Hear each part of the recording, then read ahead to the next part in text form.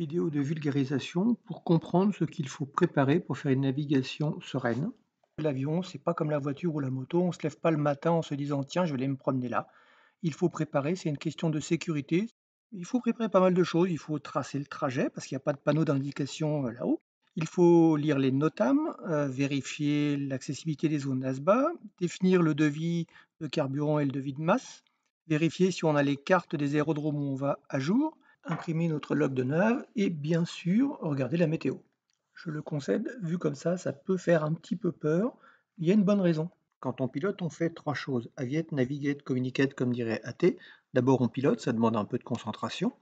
On navigue, il faut savoir où on est, où on va. Et ensuite, on communique à la radio. Tout ça, ça demande une certaine charge de travail. Donc, il faut préparer, parce que si on a un imprévu, gérer tout ça plus l'imprévu, ça devient compliqué. Exemple concret. Donc, ça devrait être soit la 18 et tout. Donc on va arriver à 1900 pieds. 18 on passe là, en droite de la route. Et 36 on passe en bas. Fox de Fox, Charlie Zulu, bonjour. Alors, il y a une expression qui est être derrière l'avion. Parce qu'en voiture, vous êtes paumé, c'est simple, vous vous arrêtez sur le côté, vous sortez la carte. L'avion, lui, il continue à avancer. Dès que je fais autre chose qu'un vol local, j'ai avec moi la carte OACI à jour, c'est obligatoire, avec le tracé. Ça comprend le cap à suivre, l'altitude à laquelle je souhaite voler.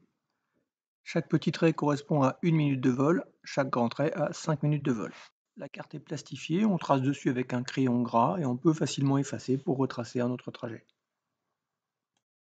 Voilà pourquoi la carte est obligatoire dans l'avion, ça tombe pas en panne. Ah, il va falloir qu'il me sorte la carte. Des plus de... L'appareil est en surchauffe. Donc cap 78. Il faut qu'on se repère à la carte maintenant. En complément, rattaché à mon genou gauche, j'ai une tablette A5 avec le logiciel SDVFR qui est gratuit.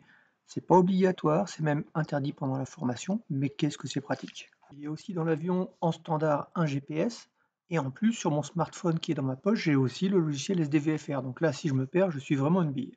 Sur mon genou droit, j'ai le log de nav et mes cartes VAC à jour. Le log de nav permet de faire le suivi en vol de la navigation. Il y en a des tonnes de formats sur internet, ça c'est le mien. Il comporte les points tournants définissant la navigation, les caps pour y aller et les altitudes auxquelles je veux voler pour y aller. Avec ceci, j'ai le temps estimé entre deux points tournants. J'indiquerai en vol l'heure réelle de passage à un point tournant et l'heure estimée de passage au prochain point tournant, ce qui permet de bien faire le suivi de la navigation.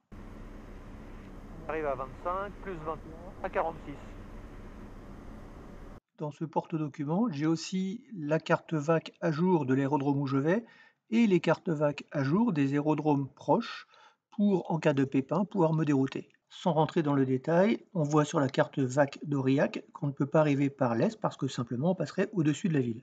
Les cartes VAC à jour se trouvent sur le site du SIA, Service de l'information aéronautique. Mais avant de partir, il a aussi fallu regarder si les zones ASBA de pénétration pour les militaires à basse altitude étaient actives ou non. Les NOTAM, Notice to Airmen, pas tellement marrantes à lire, mais qui vont vous donner toutes les informations à connaître sur votre trajet. Par exemple, à Castelsarrasin, lâcher de parachutisme probable. Donc, si on peut éviter d'y passer, autant le faire.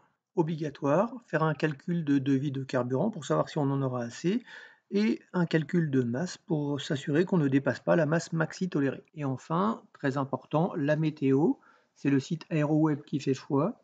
Alors c'est pas très lisible quand on n'est pas habitué, mais là typiquement je vois marqué CB pour cumulonimbus, G25 KT qui veut dire qu'on a des rafales de vent à plus de 40 km/h, bref, vaut mieux rester au sol. Ça y est, tout est préparé, niveau sécurité on est au top, il n'y a plus qu'à décoller et profiter du plaisir de piloter.